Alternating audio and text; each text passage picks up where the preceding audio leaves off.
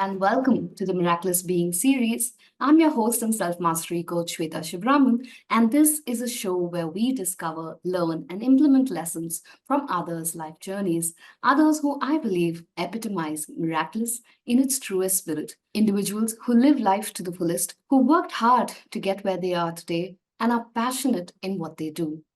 Today's speaker is Millin Sangha Gujral. She is the founder of Happy Strokes, located in Delhi.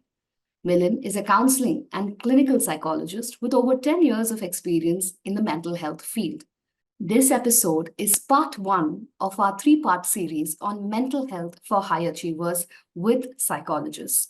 And today, we are exploring the what, the why, and the how of imposter syndrome.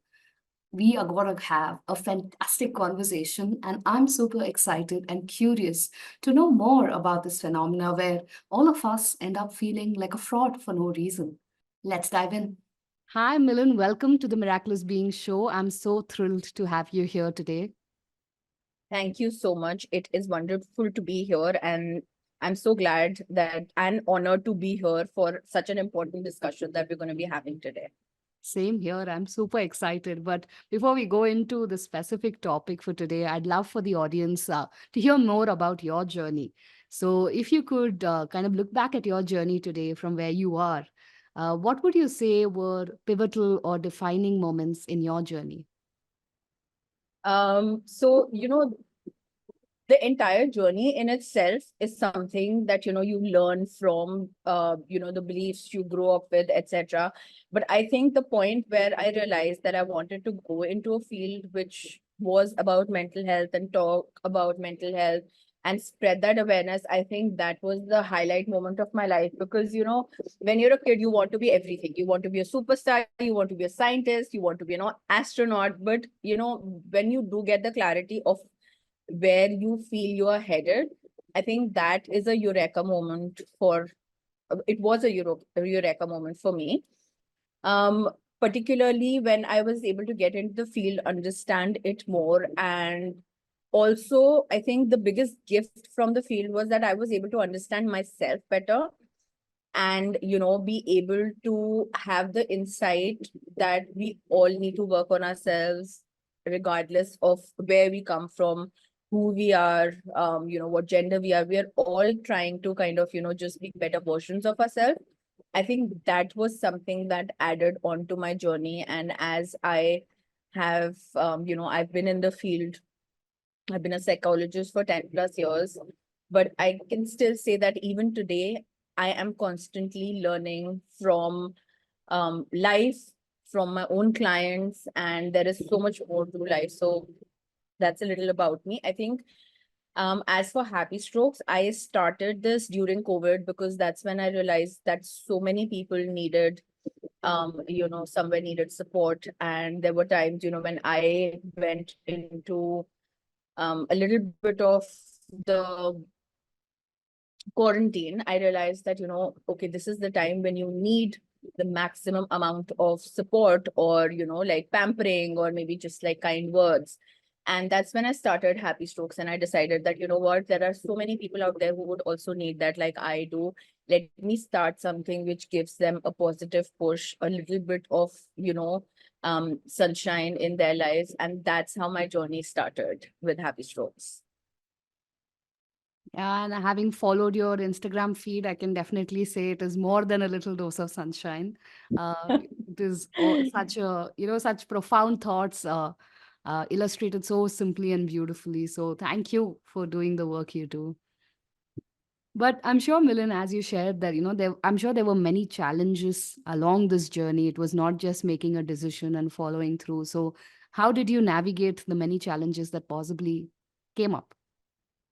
So I think the biggest challenge for me was, being able to believe in myself, um, and believe that I am capable of doing things. Because, growing up, my brother was like, he was a intelligent kid. And I was a child who would get distracted by everything, and was not the kind of child who would want to get like good marks or be able to remember things as well. And I struggled in that department to some extent. And that's why I think I also, how as when you're growing up, your marks and your mark sheets define you as an individual, as a human being. And a lot of times I did that too. I, kind of counted my self-worth according to the marks I was getting, and that would put me down, and that would constantly make me feel that would I be ever able to kind of, achieve something in life? Because if I'm not able to do this, then would I really be able to get, kind of achieve something bigger? So I think the journey, the biggest challenge I faced was to kind of, start believing in myself, kind of, tell myself, or start winning, or start actually celebrating small wins. Because, a lot of times those are not noticed, and you kind of keep going and you don't realize how far you've come. And I started realizing that, things like me getting selected for a writing competition, or me getting certain marks in one subject, like for example English. I used to be very fond of reading, so I used to get good marks in English, but somehow I let the other things overshadow that. So, I started realizing that, what, you need to focus on the good too at times, and you need to give yourself a pat on the back, even if nobody does. Even though my parents were very supportive throughout the process, they never told me that you have to do this. They gave me, a more open space to grow. But, as a child, you kind of end up comparing a lot to your peers, to the world around you, what you see. So, that was the biggest challenge. And for me, I think overcoming that meant accepting that I'm a human being who can make mistakes, that I'm a human being who's going to falter, fall, and have to get up. And that's okay. So the journey started by, I think, forgiving myself for my own flaws and kind of learning to accept myself. It sounds very easy, but it is honestly the hardest thing I've ever done. Because that little tiny voice in your head every time you're trying to kind of, tell yourself, no, you know what, you'll get through. That tiny voice will be like, but what if? And to shut that down initially is a challenge, because it'll bring all the memories and everything to you of things where you felt not good enough. But acceptance does not mean loving yourself. So it's not there yet. So starting to accept yourself takes a while, but the more you do it, the more you practice it, the more comfortable it gets for you.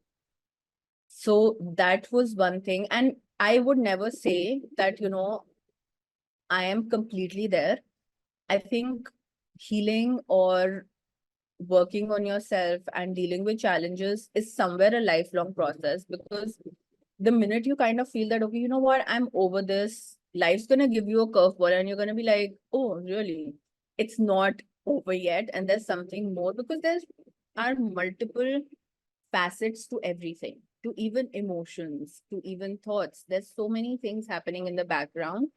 And I realized that it's okay. I mean, there's no rush.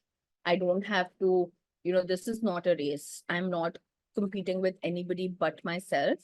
And I'm going to take my time, because there will be certain things maybe 10 years ago I did not realize, which I do now. So when I do now, I give myself that grace to be able to work on myself, rather than telling myself that, you know what, despite of so many years, you're still here. That is so important, kind of mapping out your journey and kind of telling yourself, you know what, you have come a long way, and it's okay. If you're not there yet, you need to be kind to yourself. So that I think has really, really helped, and a lot of self-work. Wow, so beautiful. And I think what I heard was, celebrating those small wins, ensuring that we accept the humanness in us and that we will falter at times, and being kind and compassionate to pick ourselves up. And I think the third, what you said, is kind of the mantra of this podcast as well, wherein we feel, we interview work in progress humans. And like you said, this work is never complete. It is a lifelong process of discovering and unraveling more of those layers and facets and healing through that. So Beautiful. Thank you Absolutely. so much for being vulnerable enough to share that, because in a world where everybody thinks people are sorted, this is always Oh welcome. no. It's always welcome to hear how people navigate it, because I think it gives us hope also that A, we are not alone, and two, we can also find a path out of that mess that we are in, right? So Absolutely. beautiful. And I know that you've practiced as a mental health professional for almost 10 years now. I'm curious, have you noticed any patterns specifically, or, recurring common patterns around mental health for high achievers specifically? I think the biggest one would be self-doubt. Mm. I see that so often because, there is so much of competition around us now. For every little thing, we are competing for even our basic needs, to be very honest. And, you know, getting there, that somewhere that tiny voice is always with us, which will ask, what if somebody else is better? What if, I could do this task in a different manner? Or what if I get criticism for the way I'm doing it? What if the result is not good? And I think what we term as imposter syndrome now has existed for centuries and centuries. Like, I still remember talking to my own parents and seeing that, somewhere that self doubt has persisted for generations.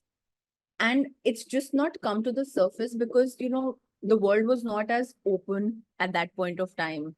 We did not have that open communication. We did not see what was happening at the other end of the world. But now, because we do, and the world has become smaller in terms of communication, we end up comparing so much, and we end up learning so much too from that, right? So I think the biggest challenge is to quieten that voice that keeps questioning, um whether we are good enough, right? Because somewhere, all our childhood, we have been told that, you need to be a certain way, you need to sit a certain way, you need to behave a certain way, especially when people are involved. If guests are coming in, don't take the biscuits from the tray. If guests are coming in, wear these clothes, tie your hair properly, don't sit or lie down on the sofa. So we've all been there somewhere, right? And somewhere that inculcates in children that, what, I have to be a certain way to feel accepted, right?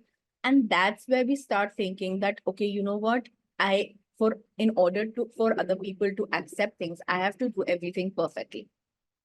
And if I'm not perfect, if I am not doing it to the T, then I might not do it at all. That causes a lot of doubt. And with that doubt comes other issues like depression. People face anxiety. Some people will also face obsessive compulsive disorders, like they will fall prone to that. There will be others who will fall prone to addictions. So it can lead to multiple, it might feel like a very small thing, but it has far wide consequences, like really ones that are very challenging to manage for the individual. Um, what is important is being able to recognize and acknowledge that that is something we deal with. I think the first step to any kind of navigation or working on yourself is acceptance, is the acknowledgement that, this is something that I'm feeling with. We hear constantly that, your feelings are valid, and we are reading it all over the internet that, it's okay to feel your feelings. But how many times are we really accepting that? It's easier to read, it sounds very good, but when we are feeling a certain which way, we label or judge our own emotions. For example, I recently did a workshop with these young 7th standard girls, and I they said that we all get angry. And I said, okay, so what do you think anger is? So they're like, it's a bad emotion. And I asked them, why do you think it is a bad emotion? And the answer was because, you end up doing bad things or saying hurting people and things like that. So, when we end up kind of judging our own emotions, we end up avoiding them more. And the more we avoid them, the more we doubt ourselves. Because it's like, see, emotions are a very important part of us. They're basically like signals that our brain or our body is sending about things we're not understanding or things that are not aligning with us or feeling good. No emotion is bad. It's how we are dealing with it that makes all the difference, right? But when we are told, for example, we get angry and somebody will tell us, you're always angry. You're not supposed to get angry. That's how people talk. You tend to feel that, you know what, I'm not even allowed to feel angry. And you will bottle that up. And then every time you feel angry, you're going to question yourself. Am I a bad person? And I have had people come in and ask me that, I feel so angry. I'm such a bad person. People tell me that I'm not a good human being because I'm getting angry. And I'm just like, understand this. It's a part of you. There is no good and bad in an emotion. So self-doubt can lead to a lot of emotions. Very important to get in touch with your own feelings, accept them and acknowledge them in order to learn from them, to understand what it is that they're trying to tell us or what it is they're trying to say to us and grow from that. Beautiful. Thank you so much for sharing that. I think am I good enough is a undercurrent so many of us as high achievers feel, and it comes out as insecurities, fears, anxieties, and then like you said, depression and OCD and multiple other manifestations of it when we don't curb it. And I love how you said that emotions are never good or bad. It's only about what you how you do deal with them, right? And how you navigate when an emotion surfaces. And somewhere I feel because we shun away these parts of ourselves, we kind of become more and more fragmented, right? Because we're like, oh, I can't feel angry. Oh, I can't feel this.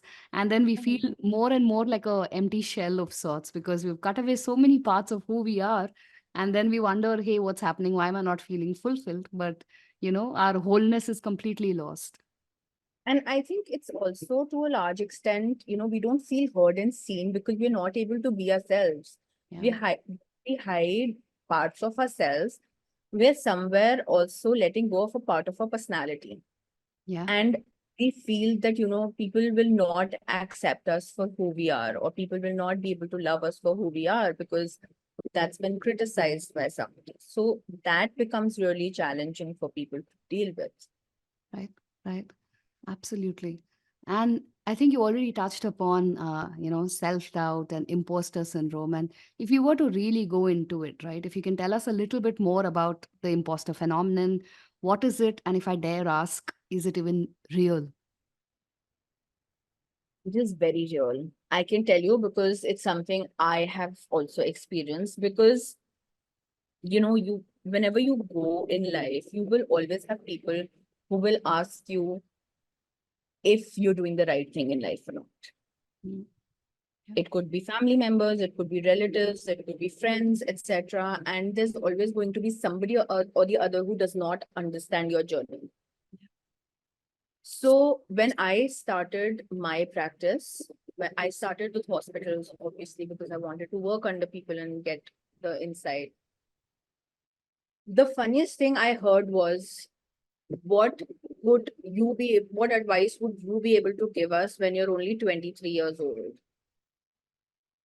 Um, and that left me dumbfolded because I did not have an answer to that. And that made me kind of, feel that, am I really doing the right thing? Am I in the profession, in the right profession? Should I study more? Should I do more for people to understand me, accept me, and be able to, think that I am capable of doing it? So that every time I would go to work, I did not stop working, but that voice inside my head of what if would pop up.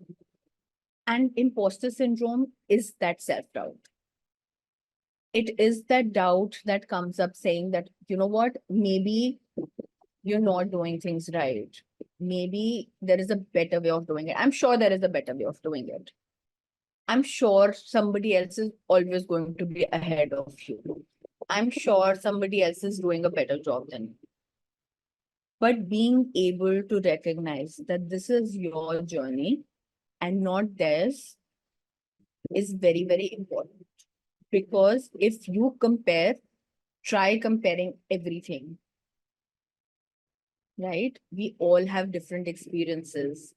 We only compare with people when it comes to the good parts or the parts we like or the parts we want to imbibe. But what about other things that is happening like behind the screen or behind the backdrop? You don't really know.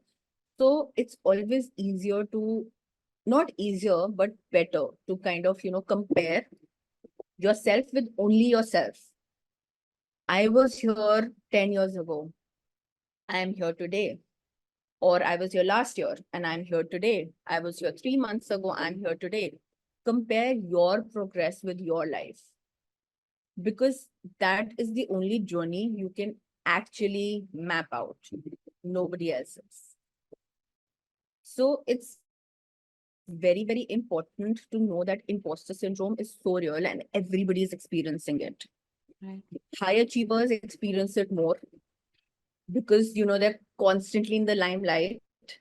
Because they have big things to achieve, they want big things to do, and which brings them also to a point where a lot more people will end up criticizing them, Yeah. right? Because when you're in a limelight, you there will be people who will not like the work you're doing, and that's okay. Mm. They don't know your journey, they don't understand where you come from, the kind of struggles you face, etc. So it's just their opinion. Being able to separate other people's opinions from our self-worth does wonders for imposter syndrome. Mm. Mm.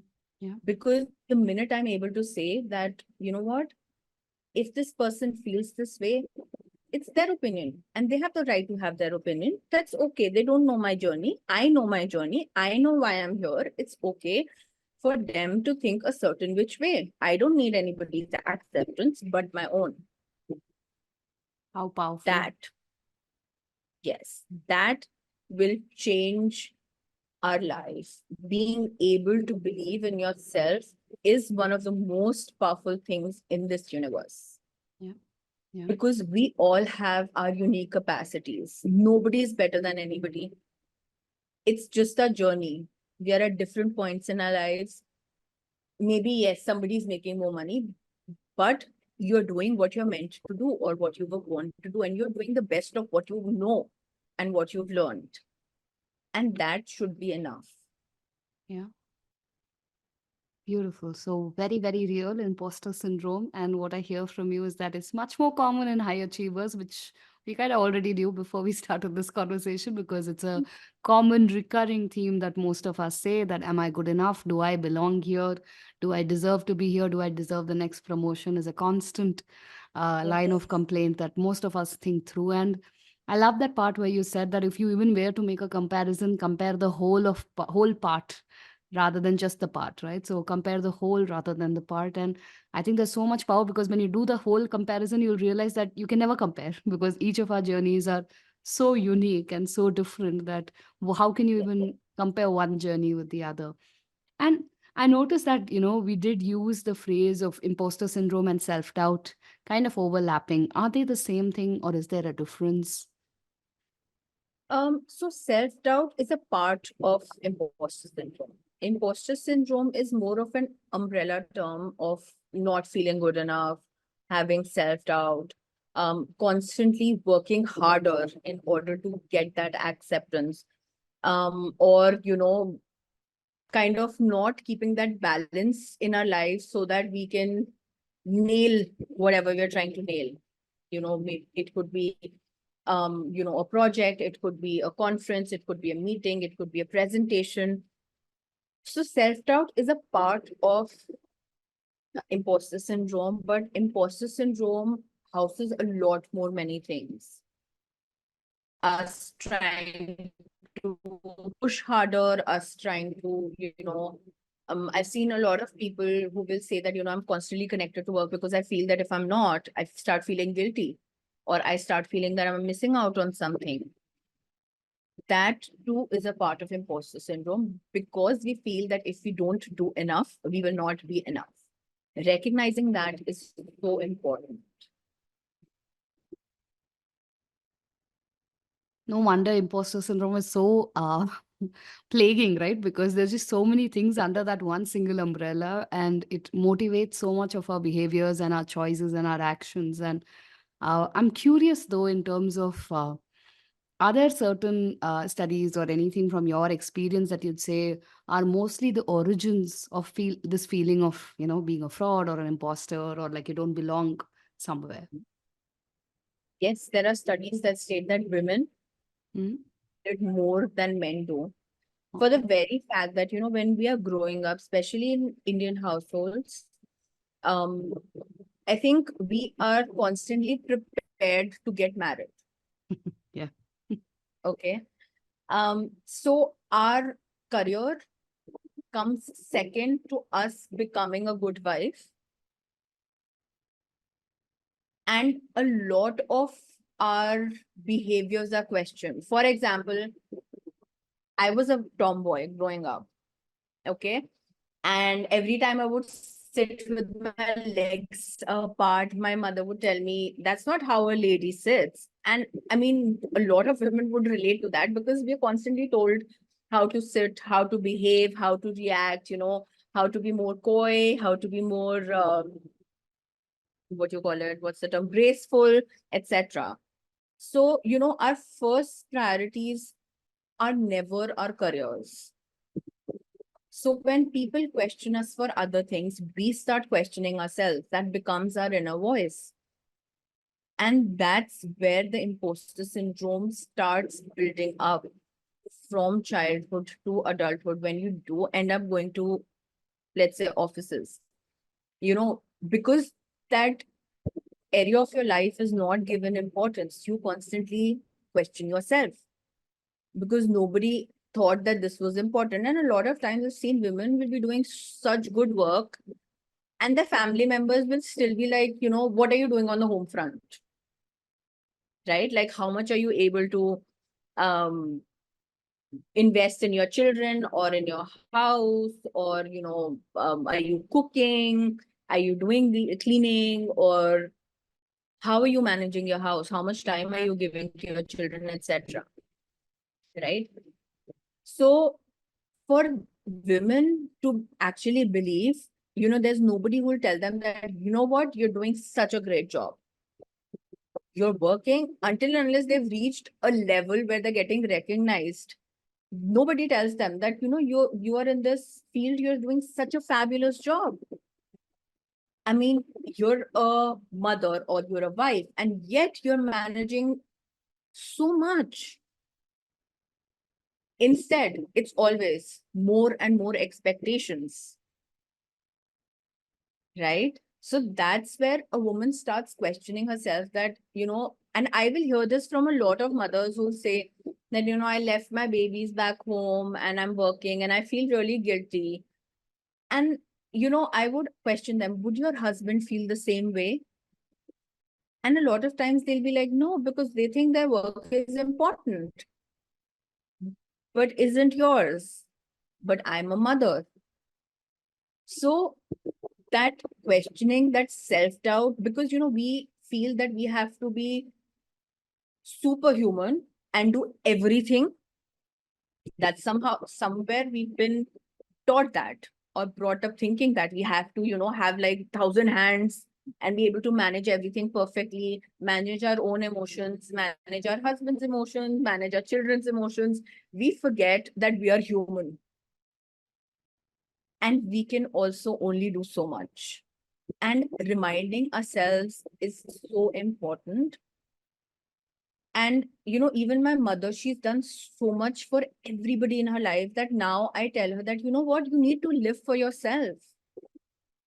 And even when she does, there is that sliver of guilt that still comes up. right? So all these things, like, we need to start questioning, instead of questioning ourselves, maybe questioning the society, or maybe realizing that the society is always going to have opinions, and it is not my job to stand up to them. My job is to show up for myself and do what I want to do in my life or with my life. Period.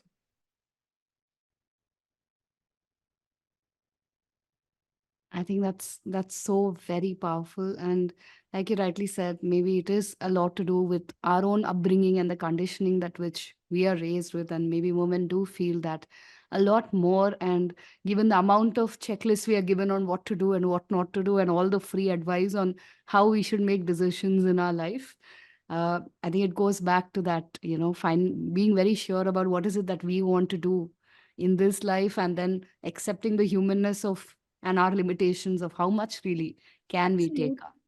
I Yeah. mean, I've been married for almost 10 years now. And I still get this question. My own mother asked me, when do you get into the kitchen? Will you ever cook? And I'm just like, when I have a person who's doing it, Yeah. there's food on the table. Why do I need to do that? Being able to be assertive. Okay, I'm not saying that I don't know how to cook. When COVID had hit and there was nobody, I was able to do the house chores and do everything. You should know how to do things, but that does not mean that you have to constantly wear multiple hats all the time. Yeah. You have to cater to your own needs, your own emotions, your own self too. And that's equally important. Yeah. Absolutely. And I think as high achievers, as much as we are driven and ambitious, I think it's also important to know what to let go of. We can't Yes, try and hold on to everything and expect yes, ourselves to be that superhuman kind of a yes, person where we do everything, right? So, yes. So beautiful. also, a lot of high achievers tend to become people pleasers as well, because that constant need of acceptance or being validated that they're good enough starts arising, Yeah. right? Because if I'm not able to tell myself that I'm good enough, I'm constantly going to feel that let somebody else tell me. And that is going to make me feel more validated. So Yeah. we tend to start indulging in behaviors that, lead into people pleasing and make us feel that, okay, if this person accepts me, then I'm good enough. And our worth goes into the hands of others. Yeah. So a lot of times, it's very important when you are dealing with imposter syndrome to ask yourself, is your self-worth your own? Or will others decide how worthy you are? Wow. Till the day we decide that we are worthy, nobody else will. Because for everybody, worth has a different meaning. It has a different like intensity or understanding. Everybody will have a difference in that according to their own experiences or their own life and what they've seen and lived. So self-worth can never come from anybody else. It only comes from ourselves. And like I said in the beginning, actually celebrating small wins Yeah. is very, very important, because it reminds us how far we have come. I mean, we are always counting milestones that we need to cover, but what about the ones we've already achieved? Did we, celebrate those? Did we give ourselves a pat on the back? Sometimes we need to pause, reflect, and kind of be able to celebrate how far we have come. And that, when we do that, that gives us a lot of confidence. Yeah. And that is very, very important. Beautiful. So I already hear some powerful ways of navigating imposter syndrome, right? One, to really check whether our sense of self worth is coming from within or from others' opinions. And two, like you said, celebrating those small wins. Any other tips that you'd like to add to this that will help our listeners who are suffering from imposter syndrome to navigate it? So I think also I use a lot of affirmations and do a lot of mirror work. Mm. And when I say mirror work, I mean, when I still till date, there are times when I have to go and speak in front of a crowd, I will have that nervousness or that anxiety. What if? That will still come up. I stand in front of the mirror and I tell myself, you've done this before. Yeah. Don't be scared. Kya hoga? You'll forget. Yeah. Even if you forget, you're human. You can start again. It's as real as you can be. You have to be real in this world. Yeah. Everything is not perfect. Human beings are not perfect. They're not supposed to be. Yeah. Right? So being able to constantly talk to yourself and pump yourself up. And I constantly tell this to my followers as well. Be your own cheerleader. Don't wait for people to tell you you're doing such a good job.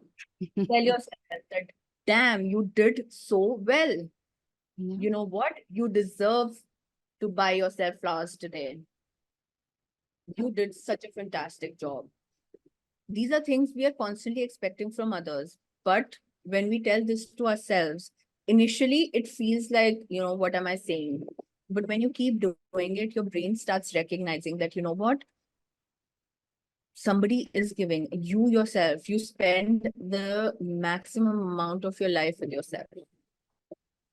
And what you think about yourself will make all the difference. Yeah.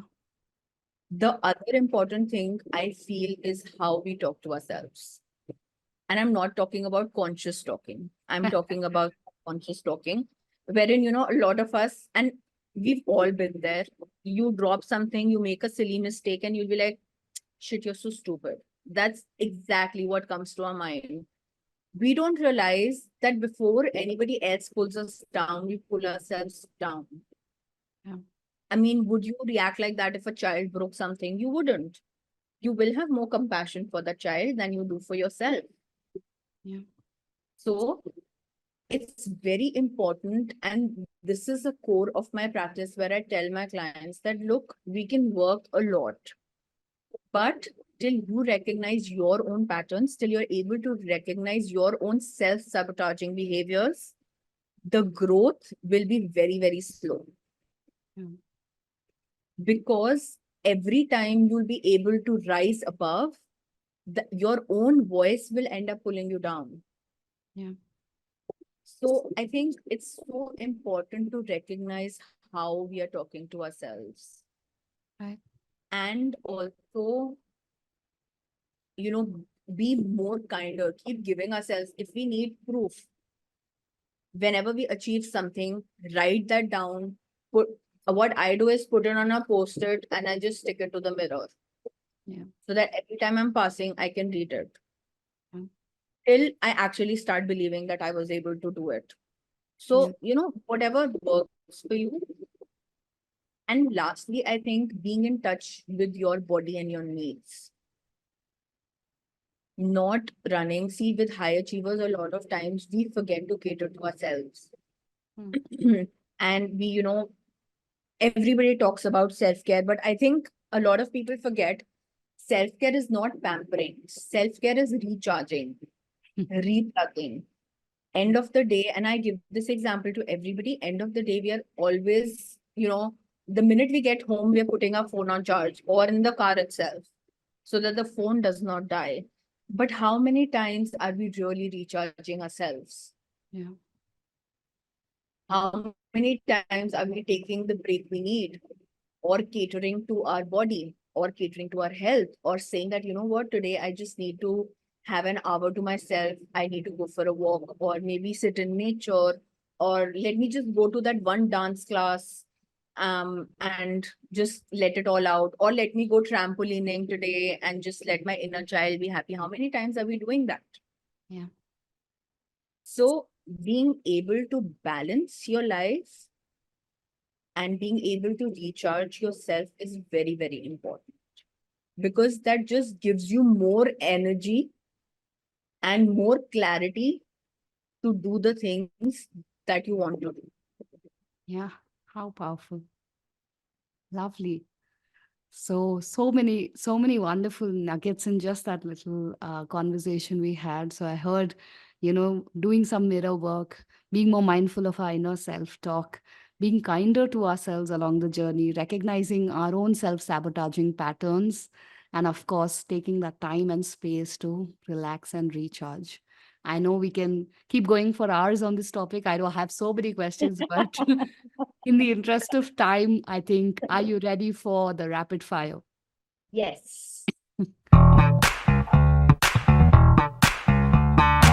Lovely. So we'll start with the simple ones first. Morning person or night owl? Any day night owl. Doesn't get along with my family. Like my mother always says, why don't you get up in the morning and do yoga? And I'm just like, no, I'm more active. Night owl, any day.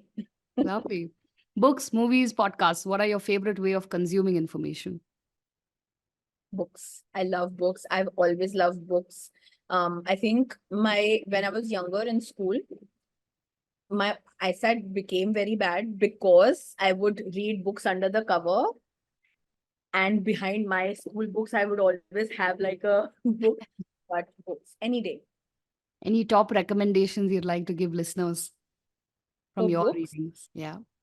so I use a lot of self-help books now, but I've been a huge fan of novels, and fantasy novels, mostly like, supernatural or things like that. Beautiful. Currently, I am reading The Couple at the Table Mm. by Sophie Hannah.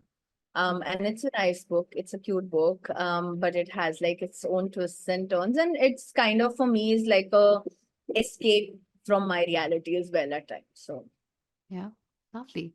And I think that segues nicely into my question around what are some non negotiables in your daily routine? my 30 minutes of space I need from everybody, including my husband. That's the me time I need. I cannot not have that. Um, the other thing is I need like 15 to 20 minutes between sessions to kind of pause, reflect, and not carry whatever I'm doing to the next day. 15 to 20 minutes of reading. And if I have more time, then obviously I will take that time and read. Um, Another very important thing and a part of my life since COVID has been my gratitude practice and reflection. I cannot function without it, to be very honest, because my work sometimes can get very overwhelming and experiencing a lot of emotions. By the end of the day, I really need to process what I'm feeling. Otherwise, it goes into my brain, kind of goes into an overdrive and carries it forward next day, which I don't want to do. So, and a gratitude practice helps remind me the good things I have in my life and keep going. So the silver lining, basically. Amazing. Thank you so much for sharing that. And if you were to describe the pandemic for you in one word, Honestly, I think if I see, I did get a lot of physical health issues, but honestly, if I see, it was the one time I actually got to know myself. I got the time to like sit back, pause, and do a lot of self discovery. Got to know what I really wanted in life, the direction I wanted to take. So for me, pandemic was actually a blessing in disguise. yeah, It maybe. helped me. It helped me where I am today. It helped me know what I wanted to do, or what I really, the path I wanted to take. So Yeah, that amazing. One thing you wish your younger self knew. that I'm awesome. Honestly, I do this inner child thing where I'm constantly like reminding her that, you know what, despite of whatever happened or whatever you felt, know this, you are beyond awesome. You're gonna grow up and be fabulous. So just like don't worry and live your life the way you want to. Yeah, amazing. And what a way to boost ourselves up. Just say you're awesome. Yeah. Okay. And if you were to, what does your best version look like for you?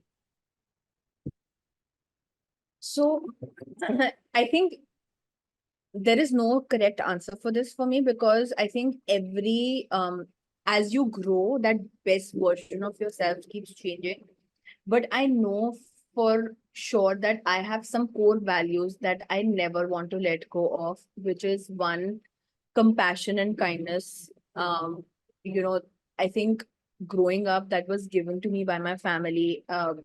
And that is something that I carry very close to my heart. And I feel that, I cannot hurt or disrespect people. I can have my boundaries, but, that is something that I will carry forth always. So being compassionate, being kind to others. I think the other important thing for me is to constantly work on yourself because, like I said, best versions can keep changing. Maybe 5 years ago, my best version looked like what I am today. But today, I know that there is more to myself. And, like for example, sometimes I still get triggered with certain things. And I need to work on those triggers and heal. And that happens like as you go through life. Like I said, life will give you a curveball and be like, you know what? You thought you healed, but you did not. And you need to like be prepared for that. And honestly, be prepared to work on that. So also, I want to be somebody who, instead of becoming more defensive every time somebody finds something critical to talk about or criticize you, instead of taking it from a criticism point of view, um, take it more from a self-exploratory and, um, to kind of see whether what they're saying is right or not. Because even now, at times, when not from others, but I think from family members, especially from your partner, when they will say something, it does end up triggering you. And you just like want to react and not accept that you could also have a flaw. But that is something that I constantly want to keep working on, so that I should know that I, being human, it's not just me finding my flaws, but others will also find them, and that's okay. Yeah, yeah, lovely. One last question. If there's Yes. one takeaway that listeners should walk away with from listening to this podcast, what would that be? That would be that you are amazing. You just need to believe in yourself. You're capable, you're unique. Each fingerprint is unique. We don't say that, let me have a fingerprint of that person, because this is our identity. Just need to have that faith and believe in yourself and let the magic unfold. How powerful. Thank you so much, Millin, for your honest sharing and such amazing, profound insights. I'm sure the listeners are going to find so much value from this conversation. Thank you so much for being here today. Thank you, Shweta, for having me. This was something I was really looking forward to, because it's a topic that a lot of people don't talk about because of the fear of judgment. If I tell people that I'm doubting myself, what are they going to think about me, or what are they going to think generally? So I think it was such an important topic to, put light on. And I'm really grateful to be here. You're doing such a fabulous job. I have heard other podcasts as well, that you've done like different episodes, and just want to say that you're reaching out to a lot of people and doing some great work. Thank So you. thank Thank you so much. you. Thank you, Millin.